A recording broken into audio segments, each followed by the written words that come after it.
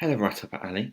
Today I'll be answering the question, can you put real people and real places into pieces of work that you intend to publish? How do you write like you're running out of time? Night day and night like you're running out of time. Every day you fight like you're running out of time. Like you're running out of time. Are you running out of time? How do you write like tomorrow won't arrive?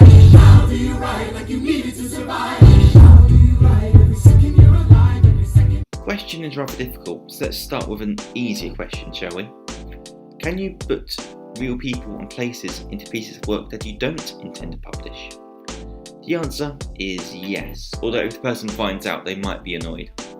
If you've got a manuscript tucked under your bed in which you call out your school bully and have them viciously ripped to death, and it's under your bed, not being published, that's completely fine. Some people call that escapism anyway, and that is a topic I want to cover in another video. But yeah, generally that is okay. Likewise, if you're making a biographical film or writing a biography, obviously you have to put someone in it and you must have their permission to do so. However, if you're writing for a piece of prose, say a short story or a novel, the question becomes a bit trickier. We'll start talking about places first because that's an easier question to answer. If you so much as glance at an urban fantasy novel, you'll notice various locations that appear in each particular novel, being mentioned over and over again and appearing time and time again. Area 51, for example, the New York subway, the London Underground. These locations serve the mind of authors well. They can easily host aliens or serial killers or cannibals. Now, the American government isn't going to sue you if you write about Area 51 and claim they've got Daleks in the basement or Cybermen in the attic or what have you. Likewise, London Underground won't sue you if you say they've got a horde of cannibals living in a disused tunnel that used to be on the network.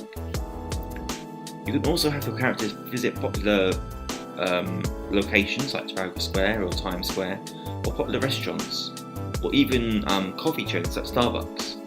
However, you have to be careful how you represent these brands like Starbucks. Here's a really good example I was taught in university. If your characters are in McDonald's, they find a dead mouse in their Happy Meal, you could be sued by McDonald's.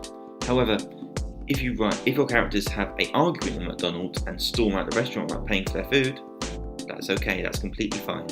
You pay first at McDonald's, but you get the idea generally anyway. I think it's also worth mentioning that during these situations, you can over-represent a brand and be sued by a rival or the brand you're over-promoting. It is a very, very slim chance, but just be aware of it. For example, if a character is talking about their favourite drink in Starbucks, which happens to be a real item on a Starbucks menu, or if they speak so in an advert, not only does it not look authentic, but you could be charged with promotion. But like I said, it is a slim chance, so don't lose sleep over that point. Now let's talk about actual characters and actual people. You cannot put someone directly in your novel. If their name is John Smith, and you write about John Smith being a bully or eventually being killed by cannibals, whatever I said earlier on, the real John Smith could sue you. And even if he doesn't sue you, if he finds out, he will be very unhappy and it will affect your personal life, I expect. Now this of course doesn't mean you can't put real people in your novel. You have to be clever about it. Sticking with the John Smith example, if you change the character's name from John Smith to Johnny Scythe, and change the character's physical appearance, let's say from red hair to blonde hair, and maybe a few characteristics, you should be fine. As a general rule of thumb though, it's also nice to mention to people that they're going to be appearing in your novel. If you choose to tell them, hey, I'm going to base a character of my novel on you, really cool. Just general courtesy. Some people will be honoured by this, others not so much, so it depends who you ask. Now oddly enough, these laws of putting people in novels only apply to novels. They don't apply to songwriters. Artists write about their exes all time in love songs.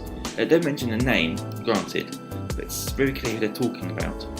For example, think about Taylor Swift, for example, and all the exes she's put in her songs. There is probably a chart online where you can chart up the name of the singer, the name of Taylor Swift's exes and the song. Now, this isn't slander because she doesn't name them. And if you're songwriters, then yeah, go for it, it's a good idea. But in piece of prose, you've got to be careful. A final point. I don't think writing a scathing attack on someone's person and passing it off as a story is ever a good idea. Do not write with the intention of getting revenge or of humiliating someone. Write with the intention of telling a good story. And generally just be a good human being. Okay, I think that's what I have for me today. I will see you guys in 2 weeks' time. Take care and keep writing.